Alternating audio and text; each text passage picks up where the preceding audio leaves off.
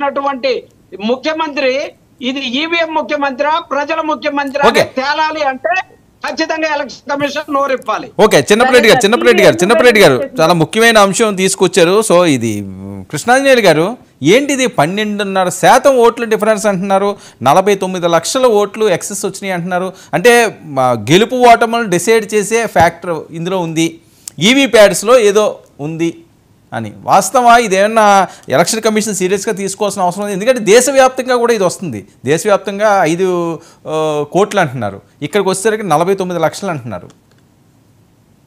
వర్మ గారు, ఈ విషయాన్ని కాంగ్రెస్ పార్టీకి సంబంధించినటువంటి ఒక జాతీయ స్థాయి నేత ఏఐసిసి ఆఫీసులో ప్రెస్ మీట్ పెట్టి మరి ఓట్ ఫర్ డెమోక్రసీ అనేటువంటి వాళ్ళ యొక్క వాళ్ళు ఇచ్చినటువంటి రిపోర్ట్ని వాళ్ళు ఉటంకిస్తూ వాళ్ళు ప్రకటన చేశారు. కాంగ్రెస్ పార్టీకి సంబంధించి ఎలక్షన్ కమిషన్ కూడా డిమాండ్ చేశారు.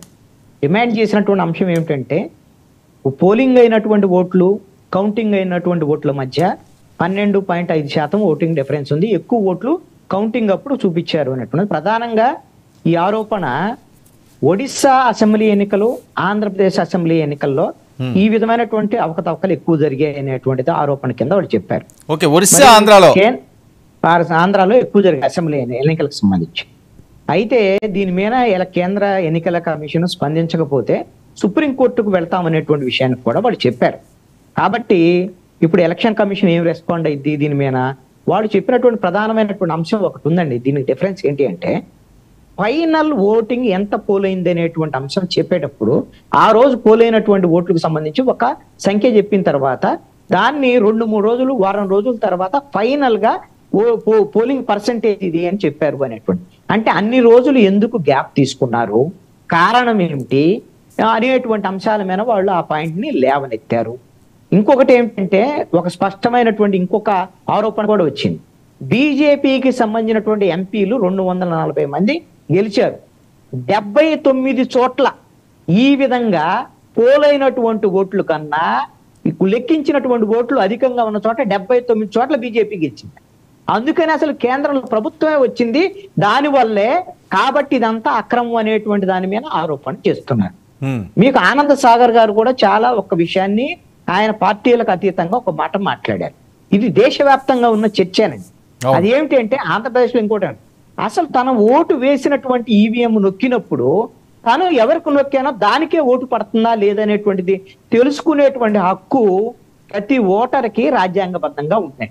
అందుకని ఈ ఈవీఎంలకు సంబంధించినటువంటి విషయంలో ఖచ్చితంగా పోలింగ్ జరుగుతోంది, ఇబ్బంది లేదు, సాంకేతికంగా అనేటువంటి విషయాన్ని ప్రజల్లో అవగాహన కల్పించాలి, ఉన్నటువంటి అనుమానాలను నివృత్తి చేయాల్సినటువంటి బాధ్యత కేంద్ర ఎన్నికల కమిషన్ మీద ఉంటుంది.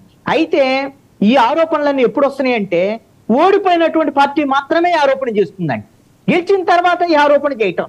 అది గమ్మత్తు. 2019లో ఈవీఎంల మీద తెలుగుదేశం వాళ్ళు కూడా ఆరోపణ చేశారు. అవును, అప్పుడు జగన్మోహన్ రెడ్డి మాట్లాడలే ఈవీఎంల మీద. ఇప్పుడు ఓడిపోయారు జగన్మోహన్ రెడ్డి, ఓడిపోయారు కాబట్టి జగన్మోహన్ రెడ్డి గగ్గోలు పెడుతున్నాడు.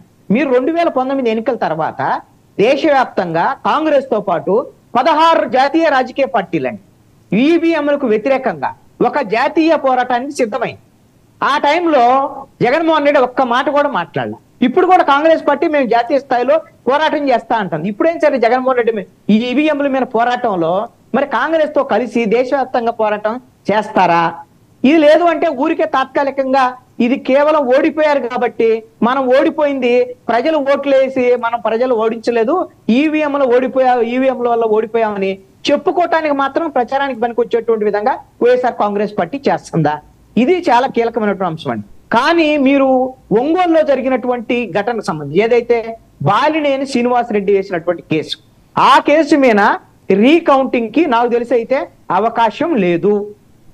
ఇప్పుడు హైకోర్టులో నాకు తెలిసి ఆ కేసు తీర్పు రిజర్వ్ చేయబడి ఉందండి.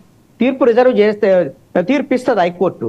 ఇచ్చిన తర్వాత ఆ కేసులో మాత్రము మళ్ళీ రీకౌంటింగ్ అవకాశం ఉండకపోవచ్చు అనుకున్నా, ఆ కేసులోనే లేకపోతే రాష్ట్ర వ్యాప్తంగా రీకౌంటింగ్ అవకాశం ఉండకపోవచ్చు. ఇది ఏమైనా సరే ఒకవేళ న్యాయపరమైనటువంటి పోరాటానికి రాష్ట్ర వ్యాప్తంగా ఇప్పుడు వరకు ఏదో కొన్ని పాయింట్స్ దగ్గర ఇప్పుడు 11 నియోజకవర్గాల్లో ఈ కంప్లైంట్లు ఇచ్చారండి వీళ్ళు. ఈ వీవీప్యాట్లు అదే విధంగా ఈవీఎం లో వచ్చినటువంటి ఓటర్లని సరిచూచండి అనేటువంటి దాని మీద వీళ్ళు ఇచ్చినటువంటి కంప్లైంట్. అయితే ఇప్పుడు ఎలక్షన్ కమిషన్ ఏం చేసింది, మీకు నమూనా బ్యాలెట్ తెచ్చి మేము నమూనా ఓటింగ్ చేయిస్తామనంటే దాన్ని ఒప్పుకోలేదు వీళ్ళు. ఈ రెండింటి మధ్య ఎలక్షన్ కమిషన్ కి అదే విధంగా వైఎస్ఆర్ కాంగ్రెస్ పార్టీ మధ్య ఉన్నటువంటి వివాదాన్ని రాష్ట్ర హైకోర్టు రేపు తీర్పుతో తేల్చబోతుంది. బహుశా రీకౌంటింగ్ అనేటువంటిది సోషల్ మీడియాలో ప్రజలకు తెలుసు.